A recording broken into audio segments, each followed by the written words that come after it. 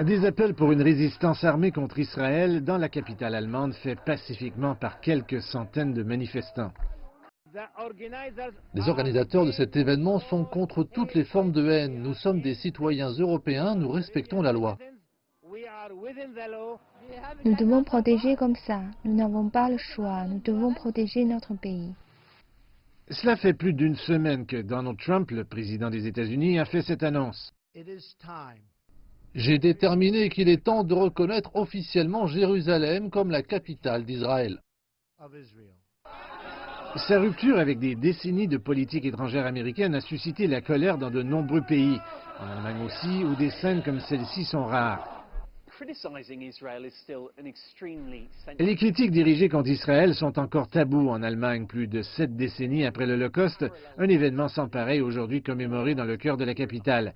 Le fait que la colère ici face à la décision américaine a, dans certains cas, révélé des signes de la haine envers l'État juif, a suscité plusieurs inquiétudes.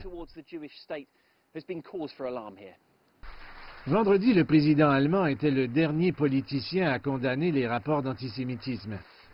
Ceux qui mettent le feu au drapeau israélien dans les rues allemandes ne se contentent pas de manifester une haine insupportable envers Israël, mais ils ne comprennent pas, ou du moins ne respectent pas, ce que cela signifie d'être allemand. Dans de tels cas, l'État allemand fait face à d'importants défis et doit agir si nécessaire.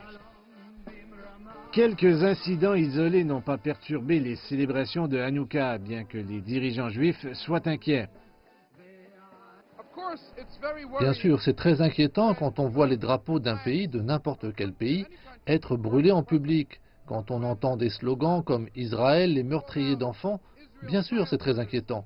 En même temps, pour eux, nous devons être forts et positifs. Les policiers étaient presque plus nombreux que les manifestants ici. Un seul canon à eau était prêt à être utilisé juste au cas où. Défendre le droit de manifester dans un pays libre et être prêt à agir contre quiconque dépasserait les limites permises.